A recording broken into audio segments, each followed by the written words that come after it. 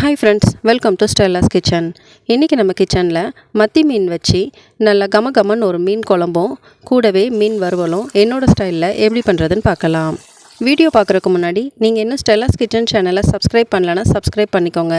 இனி இந்த ரெசிபி எப்படி பண்ணுறதுன்னு பார்க்கலாம். குழம்பு ஃப்ரை ரெண்டுக்கும் சேர்த்து 1 கிலோ மீன் எடுத்துருக்கிறேன். ஃபஸ்ட்டு பொரிக்கிறக்குள்ள மீனை மேரினேட் பண்ணி வச்சிடலாம்.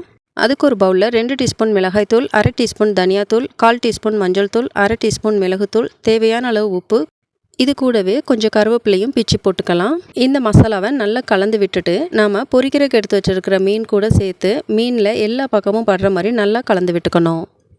இது கூடவே பாதி எலுமிச்சம்பழத்தோட ஜூஸையும் ஆட் பண்ணிக்கலாம். மசாலா தடவினதுக்கப்புறம் இந்த மீன் குறைஞ்சது அரை மணி நேரத்துலேருந்து 1 மணி நேரம் வரைக்கும் நல்லா மேரினேட் ஆகட்டும்.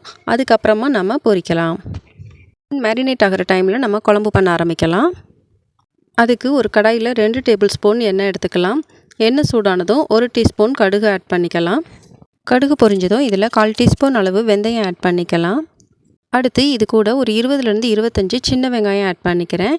கூடவே 10 பல் பூண்டு தட்டி ஆட் பண்ணிக்கலாம். கொஞ்சம் கருவேப்பிலை சேர்த்து வெங்காயத்தோட கலர் மாறுற வரைக்கும் இதை நல்லா வதக்கி விட்டுக்கலாம். வெங்காயம் இந்த அளவு கலர் மாதிரி வந்ததுக்கப்புறம் 2 மீடியம் சைஸ் தக்காளி ஆட் பண்ணிக்கலாம். இது கூடவே குழம்புக்கு தேவையான அளவு உப்பு சேர்த்துட்டு தக்காளி நல்லா மசிகிற வரைக்கும் வதக்கி விட்டுக்கணும். தக்காளி நல்லா மசிஞ்சக்கப்புறமா மசாலா ஆட் பண்ணிக்கலாம். 2 டேபிள் ஸ்பூன் தனியாத்தூள், 1 டேபிள் ஸ்பூன் தனி மிளகாய்த்தூள், 1 டேபிள் ஸ்பூன் காஷ்மீரி மிளகாய்த்தூள், 1/4 டீஸ்பூன் மஞ்சள் தூள் சேர்த்துட்டு கொஞ்சமாக தண்ணி ஆட் பண்ணி மசாலா கருகிராமல் நல்லா வதக்கி விட்டுக்கணும். காஷ்மீரி மிளகாய்த்தூள் இங்கே கலருக்காக ஆட் பண்ணியிருக்கிறேன். தேவையில்லைன்னு நினைக்கிறவங்க 1 டேபிள் ஸ்பூன் தனி மிளகாய்த்தூள் ஆட் பண்ணிக்கலாம். மசாலா ஒரு நிமிஷம் வதக்கினக்கப்புறமா ஒரு எலுமிச்சம்பழம் சைஸ் அளவு புளியை 1 மணி நேரம் தண்ணியில் ஊற வச்சு புளி கரைசல் எடுத்துருக்கிறேன். அதையும் இது கூட ஆட் பண்ணிக்கலாம். இந்த புளி கரைசலோட பச்சை வடை போகிற வரைக்கும் இது நல்லா கொதிக்கட்டும். அந்த டைமில் நம்ம ஒரு தேங்காய் பேஸ்ட் ரெடி பண்ணிக்கலாம். அதுக்கு ஒரு மிக்சர் ஜாரில் 1/4 கப் அளவு தேங்காய் எடுத்துக்கிறேன். கூடவே 1 டீஸ்பூன் ஜீரகம், 1 டீஸ்பூன் பெருஞ்சீரகம் சேர்த்து நல்ல ஃபைன் பேஸ்ட்டாக அரைச்சி எடுத்துக்கலாம். புளி கரைசல் சேர்த்து 5 நிமிஷத்துக்கு அப்புறமா நம்ம அரைச்சி வச்சுருக்கிற தேங்காய் விழுதையும் இது கூட சேர்த்து நல்லா கலந்து விட்டுக்கலாம். இனி இது கூட குழம்புக்கு தேவையான தண்ணி ஆட் பண்ணிக்கலாம். இதை நல்லா கலந்து விட்டதுக்கப்புறமா ஒரு மூடி போட்டு இது ஒரு 10 நிமிஷம் நல்லா கொதிக்க விடணும். 10 நிமிஷத்துக்கு அப்புறமா குழம்பு நல்லா இந்தளவு கொதிக்கும்போது ஒரு 4 பச்சை மிளகாவை கட் பண்ணி ஆட் பண்ணிக்கலாம். இந்த டைமில் நம்ம பச்சை மிளகாய் சேர்க்குறதுனால குழம்போட வாசனையும் டேஸ்ட்டும் இன்னுமே சூப்பராக இருக்கும். பச்சை மிளகாய் சேர்த்து 2 நிமிஷத்துக்கு அப்புறமா நம்ம மீன் ஆட் பண்ணிக்கலாம். மீன் சேர்த்ததுக்கப்புறம் கரண்டி வச்சு ரொம்பவெல்லாம் நம்ம கிளறி விடக்கூடாது. மீன் குழம்பு பொறுத்த வரைக்கும் கரண்டி வச்சு ரொம்ப கிளறினோம்னா மீன் உடஞ்சி போயிடும். இந்த மீன் வேகிறதுக்கு 5லேருந்து 7 நிமிஷம் தான் ஆகும். 5 நிமிஷத்துக்கு அப்புறமா இந்த மீன் எடுத்து பாருங்கள், நல்லாவே வெந்துருச்சு. குழிக்கரண்டி இல்லாமல் இந்த மாதிரி கரண்டி யூஸ் பண்ணுங்கள். அப்போது மீன் எடுக்கிறதுக்கு ரொம்பவே ஈஸியாக இருக்கும். கடைசியாக இறக்கும்போது கொஞ்சம் கருவேப்பிலை ஆட் பண்ணிவிட்டு ஸ்டவ் ஆஃப் பண்ணிடலாம்.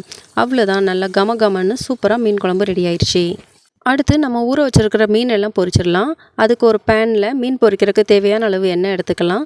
எண்ணெய் நல்லா சூடானதுக்கு அப்புறமா நம்ம மேரினேட் பண்ணி வச்சுருக்கிற மீனை இதில் ஆட் பண்ணணும். சூடாகிறதுக்கு முன்னாடியே மீன் ஆட் பண்ணிட்டோம்னா அது கல்லோட ஒட்டிக்கிடும். ஒரு 7லேருந்து 8 நிமிஷம் 2 பக்கமும் மெதுவாக திருப்பி போட்டு வேக வச்சு எடுத்துக்கலாம்.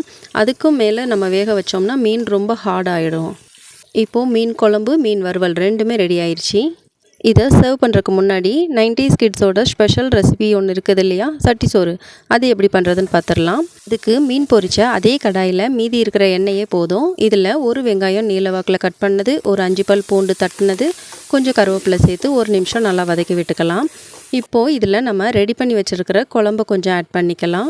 ஒரு 2 கரண்டி அளவு குழம்பு போதுமானது. இதை ஒரு 2 நிமிஷம் நல்லா கொதிக்க விட்டதுக்கப்புறமா நம்ம வடித்து வச்சுருக்கிற சாதத்தை இது கூட சேர்த்து மெதுவாக கிளறி விட்டுக்கலாம். இது மாதிரி மீன் பொரிச்ச எண்ணெயில் இந்த சாதத்தை கிளறி சாப்பிடும்போது இதோட டேஸ்ட் வேறு லெவலில் இருக்கும். கண்டிப்பாக ஒரு தடவை ட்ரை பண்ணி பாருங்கள். அப்போது எப்போ மீன் பொரிச்சாலும் இது மாதிரி செய்ய மறக்க மாட்டீங்க. இன்றைக்கி பண்ண இந்த மீன் குழம்பு, மீன் வறுவலோட இந்த சட்டி சோறு ரெசிபியும் உங்களுக்கு ரொம்பவே பிடிச்சிருக்கும்னு நினைக்கிறேன். இந்த வீடியோ உங்களுக்கு பிடிச்சிருந்ததுன்னா லைக் பண்ணி கமெண்ட் பண்ணுங்கள். உங்கள் ஃப்ரெண்ட்ஸ் கூடயும் ஷேர் பண்ணுங்கள். தேங்க்ஸ் ஃபார் வாட்சிங்.